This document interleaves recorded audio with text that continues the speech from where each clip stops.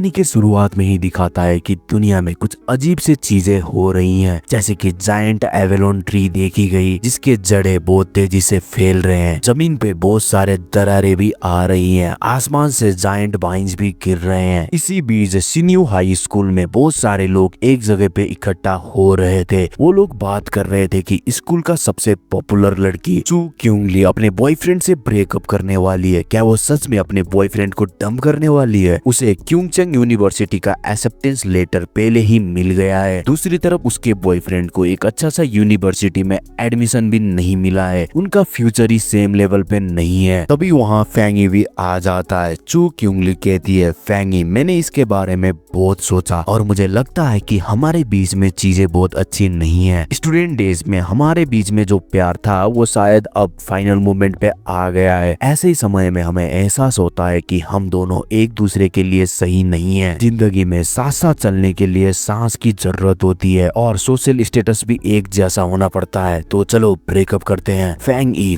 कुछ भी नहीं कहता, वो बस देखता रहता है। ये सब बात सुनकर सभी लोग हंसने लग जाते हैं। ये कहकर कि देखो इसका चूतिया कट गया है, फाइनली इसे वो ब्रेकअप दे रही है। ये तो उसे डिजर्व भी नहीं करता था। चू क्यूंगली सोचती है तुम चाहे कुछ भी कर लो, अब हमारा साथ रहना इम्पॉसिबल है। लोग कहने लग जाते हैं वो कुछ बोल क्यों नहीं रहा, क्या उसे सदमा लगा है? लगता है वो कुछ सोच नहीं पा रहा है। ऐसा तो होना ही था, वो स्कूल की सबसे सुंदर और अमीर लड़की है। उसे जल्दी से घुटनों में आके साथ में रहने के लिए भीख मांग लेना चाहिए। लेकिन इसे देख के लगता है कि ये चू क्यूंगली का लायक ही नहीं है। ये एक ऐसा मेंढक है जो हांस का मांस खाना चाहता है। अगर मैं इसकी जगह पे होता तो अच्छा होता। फैंगी कहता है ठीक है ब्रेकअप कर लेते हैं, मुझे और कुछ कहना नहीं है, मैं चलता हूँ। चू क्यूंगली चौंक जाती है। उसने सोचा था वो रोते हुए साथ रहने के लिए कहेगा, लेकिन यहाँ तो ऐसा कुछ भी नहीं हुआ। वो कहती है तुम रुको। फैंगी पूछता है क्या कुछ और भी कहना है क्या? क्यूंगली कहती है मुझे फर्क नहीं पड़ता तुम क्या सोच रहे हो, चाहे तुम कोई भी तरीका अपनाओ, मैं तुम्हारे साथ दोबारा नहीं आऊंगी। तुम्हें समझ आ गया ना? फैंगी गुस्से में देखते हुए कहता है अपने आप को इतना भी अच्छा मत समझो स्कूल की सबसे सुंदर लड़की, मैं अभी बहुत ज्यादा बिजी हूँ तो चलता हूँ। ये सब देख के वहाँ के सभी लोग चौंक जाते हैं। आखिर ये क्या हो गया, इसने उल्टा उसे रिजेक्ट कैसे कर दिया? फैंगी जाते जाते सोचता है चू क्यूंगली और इन सभी लोगों को आने वाले खतरे के बारे में पता ही नहीं है। पैसा, सोसाइटी स्टैंडर्ड्स सभी खरानी बन जाएगा। उन्हें ये भी नहीं पता कि अभी मैं फिर से जिंदा होकर फ्यूचर डिजास्टर से वापस आया हूँ। मेरे सामने जो क्यूंगली है वो मेरे लिए बस एक दूर का पुराना पहचान वाला है। अभी मेरे पास चिंता करने के लिए और भी ज्यादा जरूरी चीजें हैं। तो क्या हुआ अगर वो स्कूल की सबसे सुंदर लड़की है, वो बहुत ज्यादा अमीर है या वो बहुत ज्यादा पॉपुलर है, ये सब बात से अब कोई फर्क नहीं पड़ता क्योंकि दुनिया बदलने वाली है। दुनिया पे ये मुसीबत सभी लोगों के लिए है, ना कि केवल उसके लिए ही है। ये सब रात से पहले शुरू हुआ जब उसने एक सुंदर बिखरता हुआ लाइट देखा जिसके हर एक टुकड़े में फ्यूचर के बारे में दिखाया गया था, जैसे कि वो रेड मून, ब्लू सी, लाइटनिंग और मॉन्स्टर जो शहर पे हमला कर रहा था। वहाँ बताया गया था कि जल्दी ही कल्टीवेशन का एरा शुरू होगा जहाँ दुनिया के नियमों को पावर के आधार पे फिर से लिखा जाएगा। अचानक वो चिल्लाता है रुको तुम कौन हो?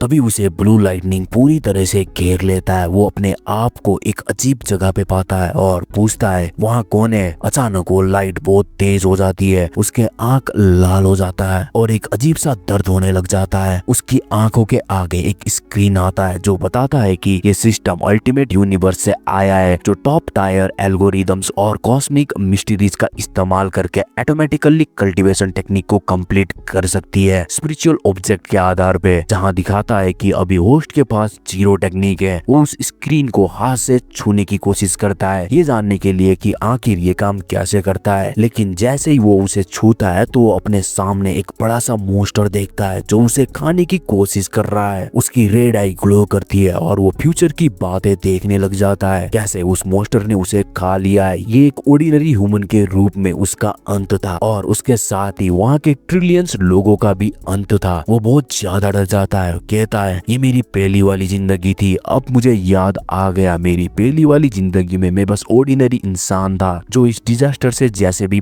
बचना चाहता था। तभी मैंने अपने देश को गिरते हुए देखा और लोगों को दुख सहते हुए भी देखा। आखिर मैं जितना कोशिश करने के बाद भी उस म्यूटेंट मॉन्स्टर से बच नहीं पाया। मैं निराश ही मर गया। मेरी बदला लेने की इच्छा भी वैसे ही रह गई। मैं जैसे भी बदला लेना चाहता था, शायद इसीलिए इस सिस्टम ने मुझे चुना है ताकि मैं स्पिरिचुअल स्पिरिचुअल एनर्जी रिवाइवल होने का 1 साल पहले वापस जा सकूं। अभी किसी को भी स्पिरिचुअल एनर्जी रिवाइवल के बारे में पता ही नहीं है। वो फिर अपने हाथ आगे बढ़ाता है और एक लाइट को छूता है जो उसके सामने ही टुकड़ों में बिखर जाता है। वो फैसला करता है कि स्पिरिचुअल एनर्जी के कारण होने वाली हर एक चीज का उपयोग वो अपने फायदे के लिए करेगा। तभी सिस्टम उसकी नई स्कैनिंग शुरू कर देती है। वो सिस्टम के साथ जुड़ जाता है। एक नई शक्ति के साथ उसकी आंखें चमकने लग जाती है। सिस्टम उसे बताता है कि नए रास्ते खुल गए और उसे दुनिया को बचाने के लिए पावरफुल कल्टीवेटर बनने के लिए बहुत मेहनत करके टेक्निक्स कलेक्ट करनी होगी। वहीं सिटी के बड़े स्क्रीन पे न्यूज भी चल रहा है जिसमें इमिनेंट क्राइसिस के बारे में ही बात हो रही है, जैसे कि अभी कुछ अजीब से चीजें देखी गई हैं। ये सबसे बचने के लिए सभी लोग बस अपने आप पे ही भरोसा कर सकते हैं। गवर्नमेंट रूमर्स को डिनाई नहीं कर रही, वो बस लोगों को खराब सिचुएशन के लिए तैयार रहने के लिए कह रही है। ऐसा करने के लिए गवर्नमेंट सेल फोन का इस्तेमाल उन अजीब क्रिएचर के बारे में अलर्ट भेजने के लिए कर रही है। ये सब बातें बताने के लिए काफी लोगों को एक ऑडिटोरियम में गैदर किया जाता है। फेंगी सोचता है कि गवर्नमेंट का अप्रोच हार्श है लेकिन अच्छा है। उसे याद आता है कि सिस्टम ने उसे कुछ भी इस्तेमाल करने के लिए कहा था और वो सोच रहा है कि एनोमलीज कहाँ हो रही है। तभी क्योंगचिंग यूनिवर्सिटी से सभी को एक मैसेज आता है जिसमें स्टूडेंट को सावधान रहने के लिए कहा गया था। वो देखता है कि क्योंचिंग यूनिवर्सिटी का यूवी इंडेक्स बहुत ही ज्यादा बढ़ गया है जिसकी वजह से गर्मी भी बढ़ गई है, इसीलिए हाई टेम्परेचर वार्निंग भी दिया गया था। उसके आसपास के लोग कह रहे होते हैं कि ये खबर झूठी है और ऐसी गर्मी किसी का भी जान ले सकती है। फेमस यूनिवर्सिटी ये सब चीजें बस हाइप बनाने के लिए कर रही है। वो आसमान की ओर देखता है और उसे ये अजीब लगता है क्योंकि वहाँ का मौसम पूरी तरह से अलग है और क्योंचिंग यूनिवर्सिटी वहाँ से पास ही है। उसे हैरानी तब होती है जब उसका फोन का ऐप दिखाता है कि वहाँ यूवी इंडेक्स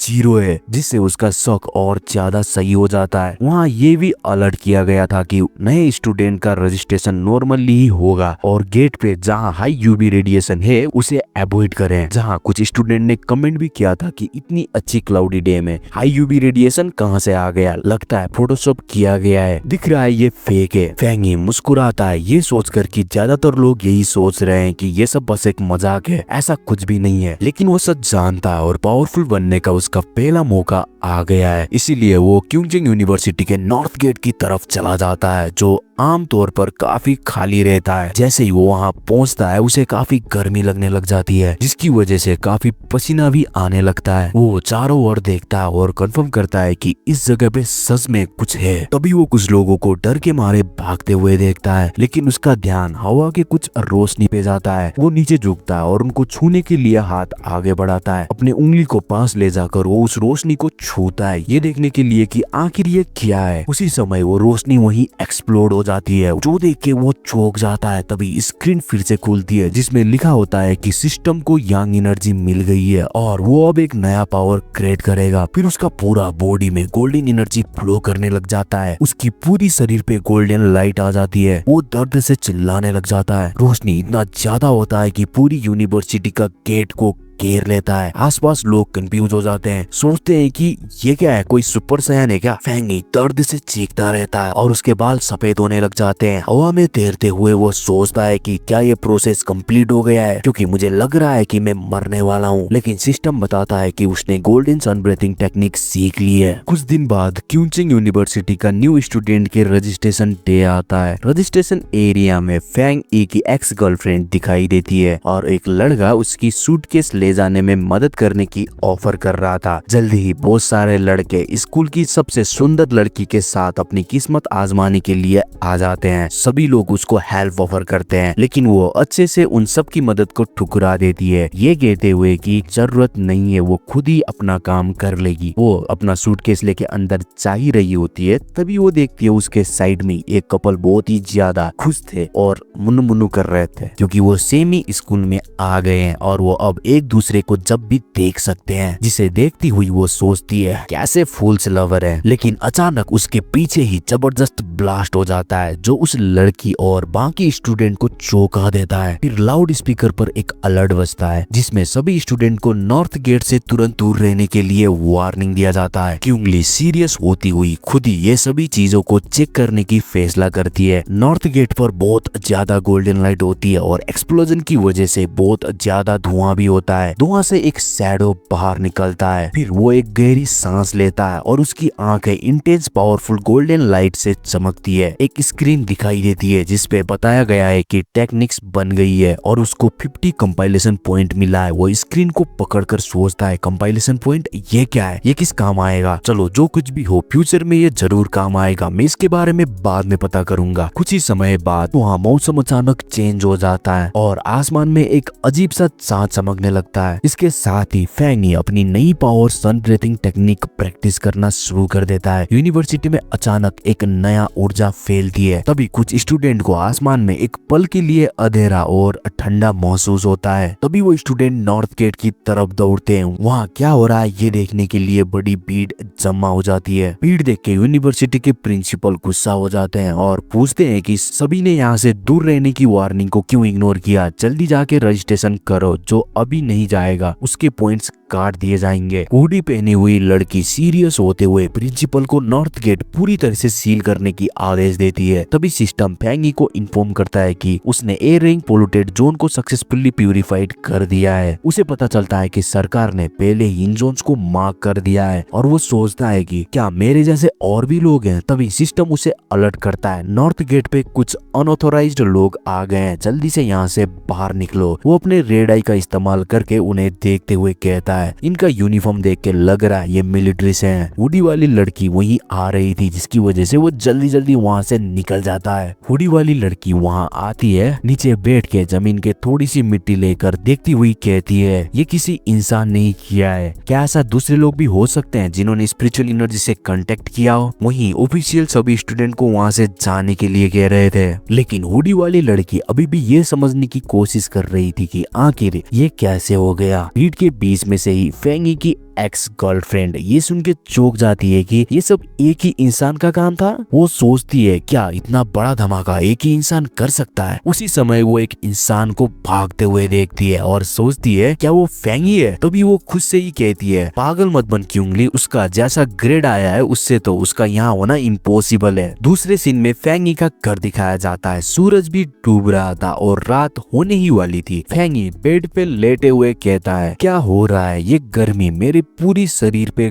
घूम रही है। ठंडे पानी से नहाने के बाद, एयर कंडीशन के नीचे बैठने के बाद भी ये गर्मी नहीं जा रही है। अगर ऐसा ही हुआ तो मैं आज सो भी नहीं पाऊंगा। उसे चिंता होती है कि आज जो कुछ भी हुआ उसमें किसी ने कुछ अजीब देखा तो नहीं। फिर वो अपने फोन उठा के चेक करने लग जाता है कि कहीं इसके बारे में कोई न्यूज तो नहीं है। तभी वो कल्टीवेशन एसोसिएशन के बारे में एक ट्रेंडिंग स्टोरी देखता है जहाँ स्पिरिचुअल एनर्जी कल्टीवेशन एसोसिएशन के बारे में बताया गया था और कल्टीवेशन रूल्स के बारे में भी। वो सोचता है ये तो सभी लोगों को बस एक मजाक लगता है। तभी उसको एक बात हिट करती है कि जिसको उसने यूनिवर्सिटी में देखा था क्या वो भी कल्टीवेटर हो सकती है। फैंगी आर्टिकल खोल लेता है जिसमें कल्टीवेशन रियलमी के डिटेल्स लिखे हुए थे। कमेंट में लोगों को यही लग रहा था कि ये सब फेक है, लेकिन वो सोचता है क्या ये अनाउंसमेंट ऑफिशियल हो सकता है। पिछली वाली जिंदगी पे एक सिविलियन के रूप में मैं इसके बारे में कुछ भी नहीं जानता था। अपने बेड पे बैठ के वो कल्टीवेशन के बारे में सोचता है और फिर से अपने टेक्निक्स का टेस्ट करने का फैसला करता है। वो अपना आंख बंद कर लेता है और ट्रेनिंग शुरू करने के लिए कंसंट्रेट करता है। उसी समय उसके चारों ओर एक शक्तिशाली गोल्डन एनर्जी आना शुरू हो जाता है। वो ऊपर उड़ने लग जाता है और गोल्डन लाइट से गिर जाता है। गोल्डन लाइट तेजी से चमकने लग जाता है और स्टेफ हेवेंस और अर्थ का ऑरा को पाने के लिए बॉडी को रिफाइन करने लग जाता है। वो स्पिरिचुअल एनर्जी को अच्छे से कंट्रोल करता है और स्पिरिट फोक फॉर्म बना लेता है। सिस्टम उसे दावी रियलमी में पहुंचने के लिए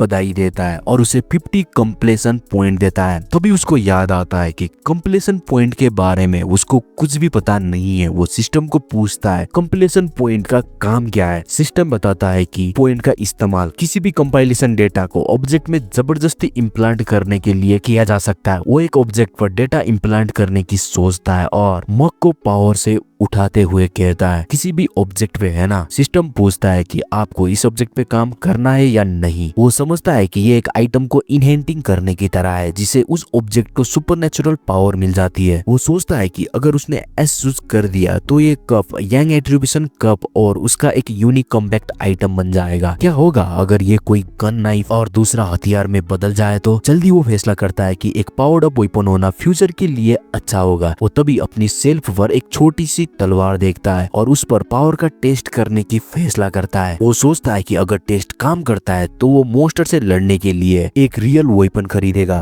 सोचते सोचते ही वो सो जाता है। अचानक बिल्डिंग के बाहर से एक अजीब शोर सुनाई देता है। बाहर बड़ा पंजा वाला शैडो क्रेचर उसकी ही बिल्डिंग को देख रहा था। क्रेचर जो एक जायंट डेमोन्स रैबिट की तरह दिखता है, वो बिल्डिंग पर अटैक करने की तैयारी कर रहा था, लेकिन बिल्डिंग के अंदर फैंग ई को उस खतरे का कोई अंदाजा नहीं है जो उसके पास आ रहा है।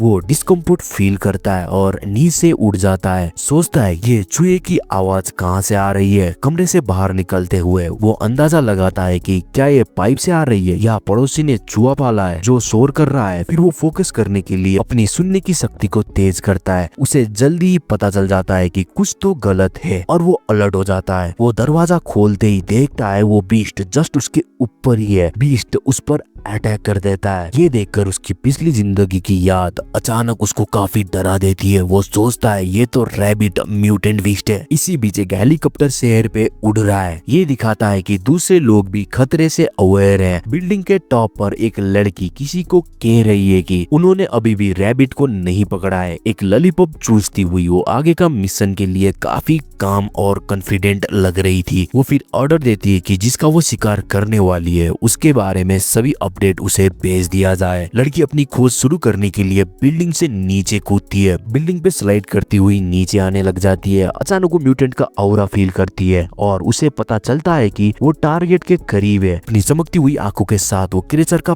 पता लगाती है और लड़ने के लिए तैयार हो जाती है। वो सभी को कहती है उस म्यूटेंट ने अभी अभी स्पिरिट फ्रूट खाया है, उसका इवोल्व अभी भी कंप्लीट नहीं हुआ है। उसी बिल्डिंग में काम करने वाला एक एम्प्लॉय कॉफी खाते हुए बाहर देख रहा था। तभी वो लड़की को देखता है जो बिल्डिंग में छलांग लगा रही है। वो चौंकते हुए कहता है लगता है ओवर टाइम काम करने की वजह से मैं कुछ भी देख रहा हूँ। लेकिन उसका बॉस उसे चिल्लाते हुए कहता है तुम कुछ भी नहीं कर रहे, जल्दी से काम करो। लड़की 65 फ्लोर पे पहुंच जाती है। अपार्टमेंट पे वापस फैंग ई म्यूटेंट के आमने सामने है। बीस्ट उसके सामने चीखता है। अपनी गोल्डन आई पावर से उसे पता चल जाता है कि उसकी बॉडी बदल गई है और अब वो इक्वल लेवल पे लड़ सकता है। फिर क्रेचर अपने पंजे से अटैक करता है, लेकिन फैंग ई सुपर ह्यूमन एबिलिटी से उसे डॉज करता है। वो सोचता है कि उसकी बॉडी काफी बदल गई है और अब वो स्लो मोशन में अटैक को देख सकता है। अपने हाथ में सन एनर्जी निकालते हुए वो सोचता है एक म्यूटेंट क्रेचर इतनी जल्दी क्यों दिखाई दिया। वो अपनी पिछले जीवन पे देखी गई चीजों को याद करता है और क्रेचर का सामना करता है। वो जानता है कि ये क्रेचर अभी भी फुल्ली इवॉल्व नहीं हुआ है, इसीलिए वो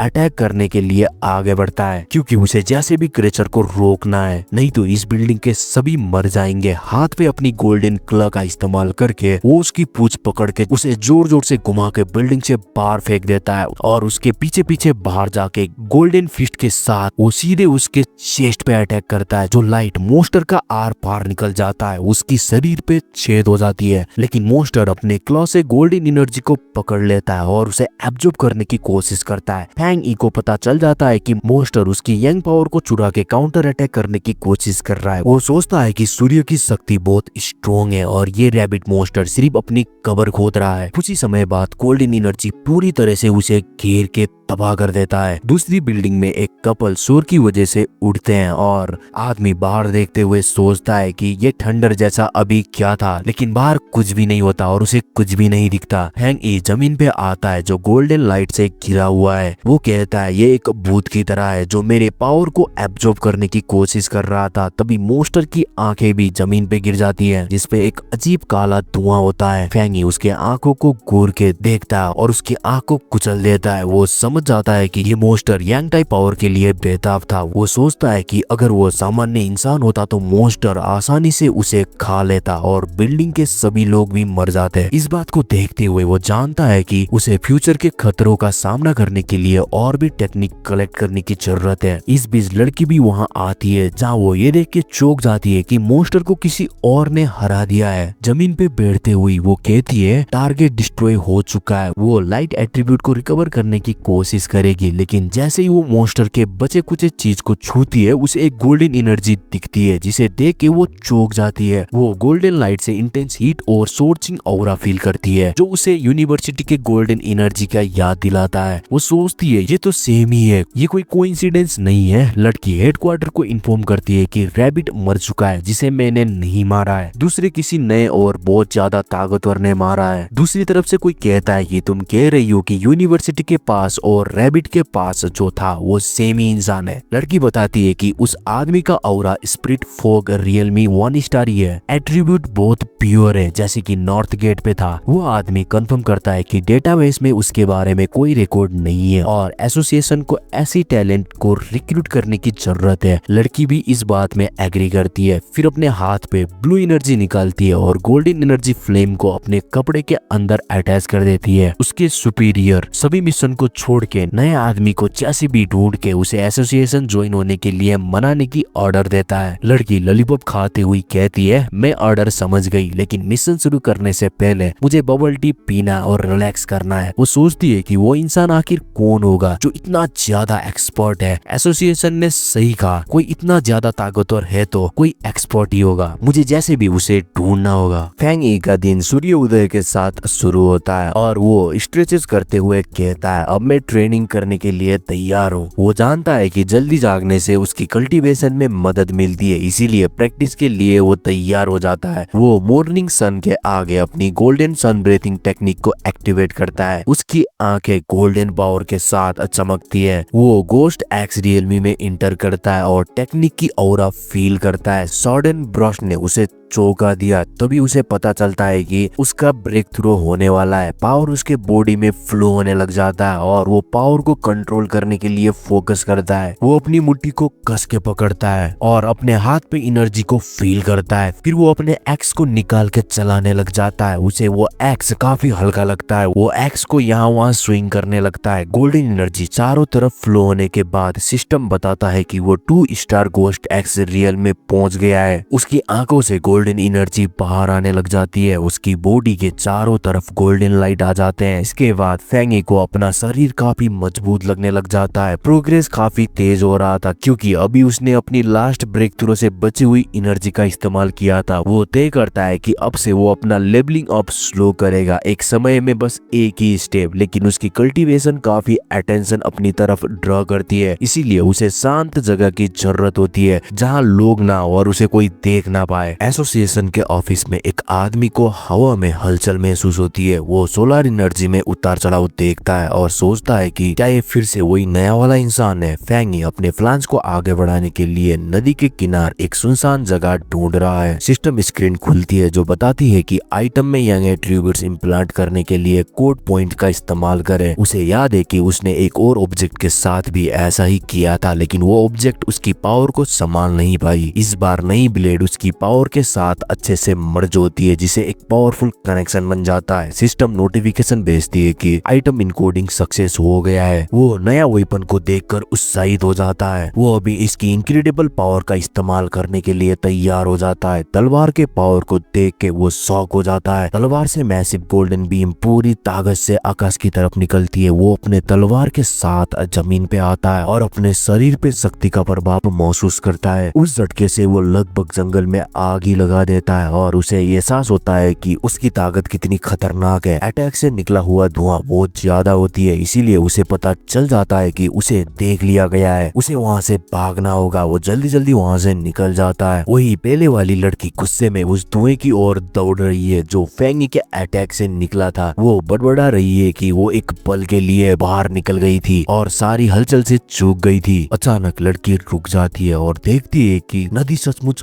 बॉइल हो रही है। वो वहाँ हुए नुकसान को देखने लग जाती है और सोचती है कि आखिर उस नए व्यक्ति ने इस जगह के साथ क्या किया है। वो रो के बड़बड़ाने लग जाती है कि क्लीन अप डिपार्टमेंट मुझे बुरी तरह से डांटने वाली है क्योंकि उसने सब कुछ गड़बड़ कर दिया है। तभी दूसरा एक गोल्डन लाइट उसकी नजर में आती है और वो उत्सुक हो जाती है। वो जो महसूस कर रही है उससे पूरी तरह शॉक है। वो कहती है ये तो पॉसिबल ही नहीं है। उसका ऑरा 1 स्टार से 2 स्टार पहुंच गया और उसने एक स्पिरिट वेपन भी बना लिया। एसोसिएशन के पास ऐसे सिर्फ 2 वेपन है और उन्हें बनाने की टेक्निक अभी भी इनकम्प्लीट है। लड़की को शक होता है। वो सोचती है कि उसने इतनी शक्ति अकेले कैसे हासिल कर ली, लेकिन उसे लगता है कि वो जरूर गलत है और फैंगी ने जो गड़बड़ की है उसे साफ करने का फैसला करती है। दूर फैंगी सोच रहा होता है उसका वेपन में अब यंग एट्रीब्यूशन है, लेकिन वो और ज्यादा पावर चाहता है। सिस्टम किसी भी चीज को इनकोड कर सकता है, इसीलिए वो ब्लेड में और भी एट्रीब्यूट जोड़ने की प्लान बनाता है। अचानक उसके फोन पर एक ऑनलाइन यूजर का मैसेज आता जाता है। वो प्राइवेसी को पूरी तरह भूल गया था और अब कोई अनजान उसे पियोनर्स ग्रुप में इनवाइट कर रहा है। वो ये जानकर हैरान हुआ कि ऑफिशियल रिक्रूट्स के लिए कम से कम गोस्ट एक्स रियलमी लेवल का होना जरूरी है। स्ट्रेंजर एक नया पोल्यूशन जोन की बात करता है और उसे एक ग्रुप हंट में इनवाइट करता है। फैंगी उनको लोकेशन पूछता है और स्ट्रेंजर शैडो रिवर लावा ड्रैगन के बारे में एक फाइल भेजता है। वो देखता है कि उस जोन में वही लावा और यंग एट्रीब्यूट्स हैं जो उसके पास है, इसीलिए वो ये इनवाइट एक्सेप्ट करने की सोचता है। दूसरी तरफ दिखाया जाता है दूर बिन्मू डिस्ट्रिक्ट में एक ग्रुप ओल्ड लीज के दोस्त के इंतजार कर रहे हैं। एक मेंबर कहता है कि लड़की ने जो मैप बनाया है वो बहुत ज्यादा अच्छा और डिटेल्ड है। तभी लड़की भी वहां पहुंच जाती है। लड़की सभी को आने के लिए थैंक्स बोलती है और उन्हें याद दिलाती है कि उन्हें एक टीम के रूप में काम करना है। वो कल्टीवेशन एसोसिएशन से है और इस बात से निराश है कि यहाँ कोई भी पियोनर्स प्रोमिसिंग नहीं है। बहुत सारे लोग ये नहीं जानते कि कल्टीवेशन एसोसिएशन एक गवर्नमेंट एजेंसी है। एजेंसी में शामिल होना मुश्किल था और इसके लिए उसके फैमिली को कुछ एहसानों का सामना करना पड़ा, इसीलिए वो असफल होना पसंद नहीं करती। तभी एक मेंबर एक नए लड़के को आते हुए देखता है और उसे उसका नाम फैंग से बुलाता है। फैंग ही अपनी नई सोड के साथ वहां इंटर करता है और ग्रुप को अपना इंट्रोडक्शन देता है। लड़की देखती है कि इतना ताकतवर होने के बाद भी उसका ऑरा नेगेटिव नहीं है। वहां में पूरी टीम आ चुकी है। लीडर सिग्नल देता है और वो गुफा के अंदर जाने लगते हैं। फैंग ही लीड करने का डिसाइड करता है और लड़की को लाइट दिखाने के लिए कहता है। वो लोग गुफा से लेकर गुजरते हैं और उनमें से ही एक फैंगी को चट्टान गिरने का चेतावनी देता है। उन्हें ये अजीब लगता है कि उस जगह पे अभी उतनी गर्मी नहीं है। फैंगी सोचता है कि टीम ने उसे कितना जल्दी एक्सेप्ट कर लिया। उसे लगता है कि ऐसे टफ समय में उनकी दोस्ती सच्ची है। वो आगे बढ़ते रहते हैं और उसके पैरों तले जमीन का रंग बदलने लगता है जो खतरा का संकेत है। अचानक वो लोग एक विशाल खाई तक पहुंच जाते हैं और अपने सामने उबलते लावा की एक नदी देखकर दंग रह जाते हैं। बिना कुछ सोचे समझे फैंग उस नदी की ओर दौड़ता है। लड़की उस पर चिल्लाती है कि वो इतना लापरवाह कैसे हो सकता है। सभी को चौंकाते हुए फैंग अपनी सोड लावा में डाल देता है। वो लोग डर जाते हैं और कहते हैं तुम क्या कर रहे हो, मरना है क्या? तभी एक एक्सप्लोजन होता है जिसे पूरी टीम पीछे की ओर चली जाती है। सिस्टम को ओल्ड वाइड एनोमली का पता चलता है और वो डेटा एनालाइजिंग शुरू कर देता है।